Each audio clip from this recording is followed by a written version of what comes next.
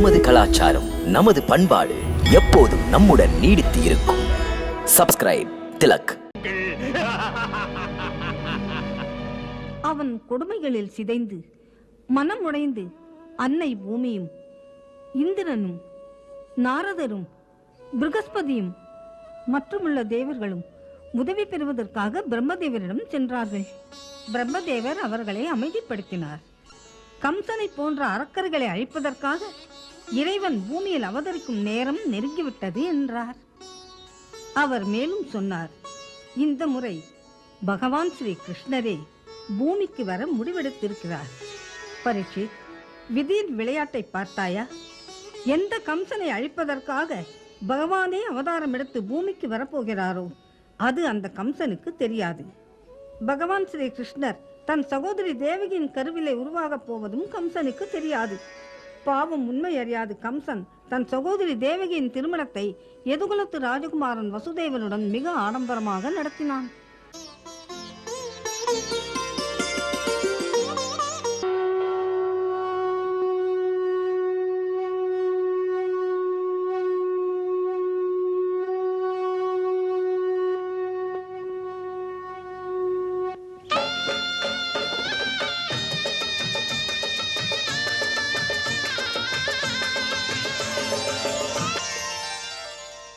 किंशुकं शल्मलि विश्वरूपं हिरण्यवर्णं सुवृतं सुचक्रम् आरोह सूर्ये अमृतस्य लोकं स्योनं पत्ये वहतुं कृणुष्य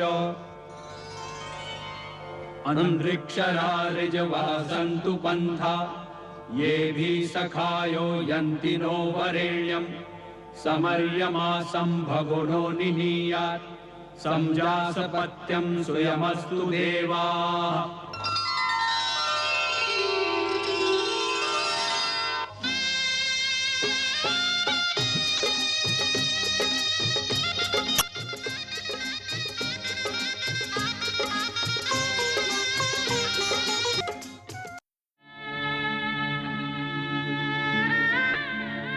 தேவகி,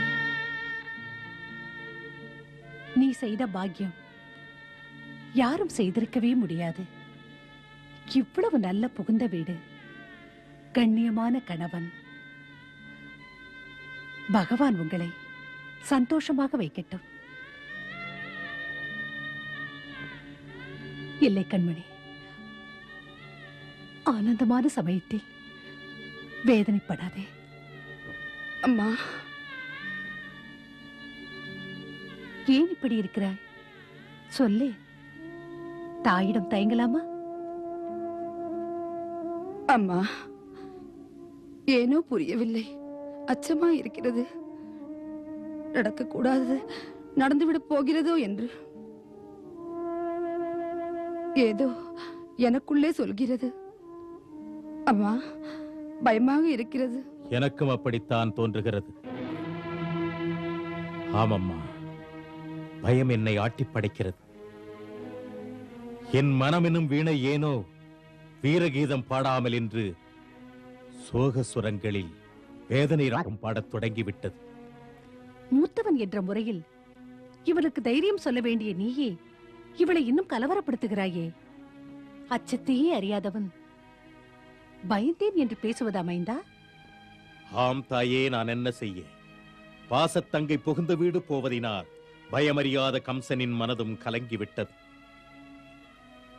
நான் முரடன்தான். தேவகியின் பாசத்தால் உருகிவிட்டேன். இவளை ஒன்றுவிட்ட சகோதரியாக நினைத்ததே இல்லை.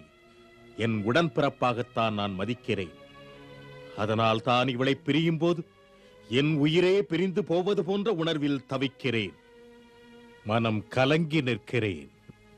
அவள் கண்ணீர் விட்டால் என்னால் தாங்க முடியாது. கண்ணீர் விடும் அளவுக்கு நடத்தும் கண்ணிய குறைவான இடத்தில் நாம் பெண் கொடுக்கவில்லையே. இவள் புருஷனிடத்திலும் குறை கூற முடியாது. எதிர்பாராமல் புகுந்த வீட்டில் உனக்கு ஏதும் நேர்ந்தாலோ, உன்னை இழிவாக நடத்தினாலோ, பேசினாலோ, அல்லது வேறு விதங்களில் வேதனைப்படுத்த நினைத்தாலோ, அங்கே சொல்லிவிடு நீ மாவீரன் கம்சனின் அன்பு தங்கை என்று. கேலியாக யாரும் உன்னை பார்த்தால் அவர்கள் கண்களை எடுத்து விடுவே. உன்னை யாராவது மிரட்ட கையை ஓங்கினால் அந்த கையை வெட்டுவேன். உன்னிடத்தில் இதை சொல் என்று என் மனம் தூண்டியது.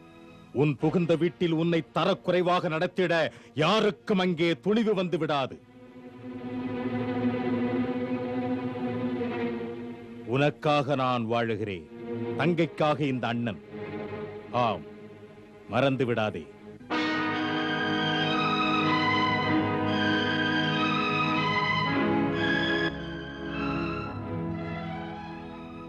என் மகளே, உன் அன்பு அண்ணன் எப்படி துடிக்கிறான். தங்கை நீ கண்ணீர் விட்டால் அண்ணன் அதை துடைக்க வருவான். காரணத்தை முளையோடு கிள்ளுவான். சந்தோஷமாக சென்று வா, புன்னகை சுமந்து வா. இனிமேல் அதுவே உன் வீடு. பிறந்த வீட்டைப் போல அந்த வீட்டையும் நினை. வாழ்க்கைக்கு ஒரு அர்த்தம் இருக்க வேண்டும். பொதுவாக எது வந்தாலும் பொறுமையாக இரு. அதுதான் இல்லாளுக்கு அழகு. கோபத்துடன் நடந்து கொள்ளாதே. அன்பை வளர்த்து ஆனந்த விளக்கேற்று இன்பத்தை நிலைநாட்டு. சேவை செய்யத்தான் திரியாக எரிகின்ற பெண்மையை தந்தான். ஒரு பெண் தியாகத்தில் புடம்போட்ட பொன்னாவாள். பெண்மைக்கு ஈடு எதுவுமே இல்லை. உன்னை உலகம் புகழ வேண்டும் மகளே. இறைவன் நினைவும் இந்த அறிவுரையும் சீதன பொருளை விட சிறப்பென்று நினைக்க வேண்டும் நீ.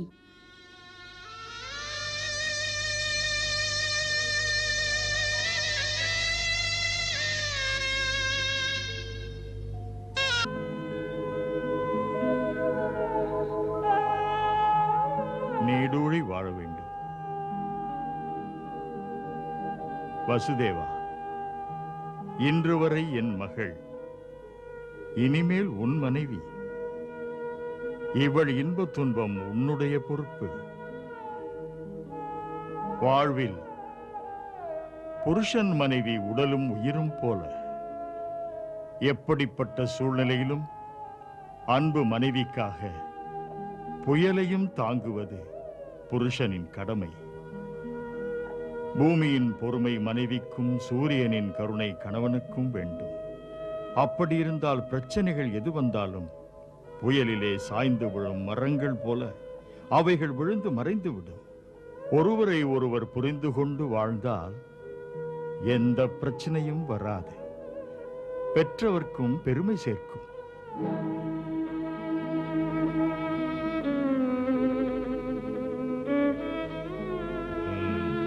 இன்று போல் வாழ்க. அன்பு வசுதேவா, தேவகியின் உயிருக்கும் மேலானவள். நீயும் அவளை அதுபோல் போற்று. துன்பத்தின் சிறு அசைவும் அவள் மீது படக்கூடாது. பாசம் மிக்கவரே, சுகமோ துக்கமோ அவரவர் விதிப்படிதான் அமைகிறது. பணிவுடன் இன்று நான் வாக்களிக்கிறேன். என் மனைவிக்கு, தங்கள் தங்கைக்கு துன்பம் தரவே மாட்டேன். அன்பனே, உண்மை உனக்கு உயிர் போன்றது. அதனால் உன் மொழிகளை என் விழி போல் மதிக்கிறேன்.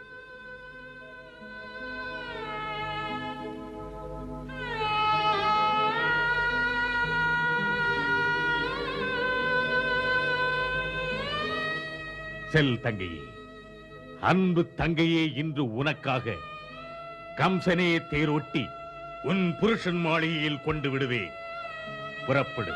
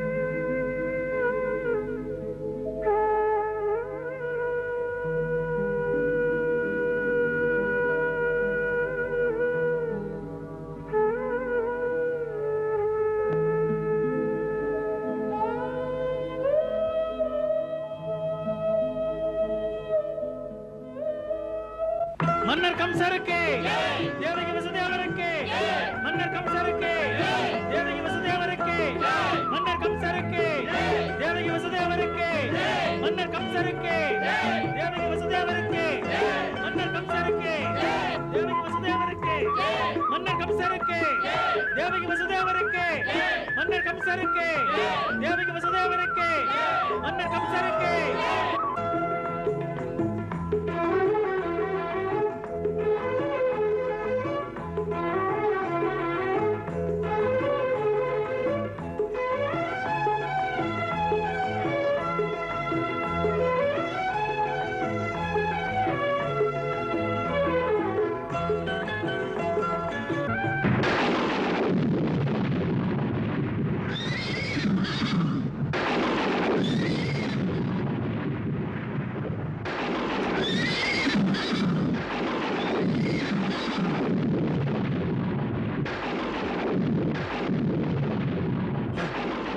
பயங்கரமான பேரிடி.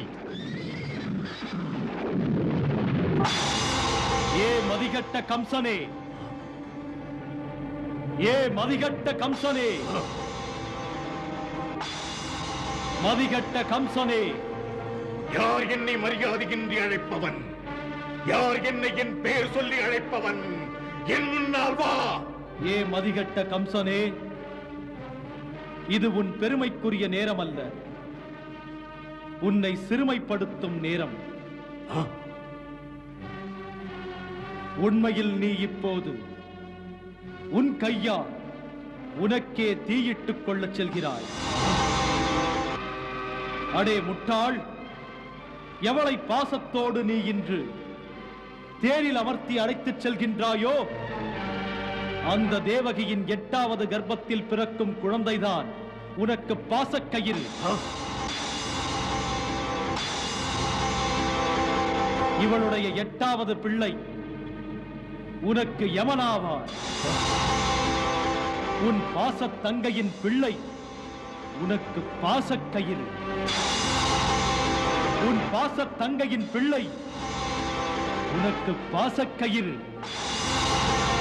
உன் பாசத் தங்கையின் பிள்ளை உனக்கு பாசக்கயிறு. பாசக்கயிறு, பாசக்கயிறா? என் தங்கையின் பிள்ளை என்னை கொல்லுவானா? இவன் ஜாதகத்தை கிழிப்பதற்கு ஒருவரை என் தங்கை தருவாளா? இந்த கம்சனுக்கு தேவகியின் 8வது கர்ப்பத்து பிள்ளை யமனா?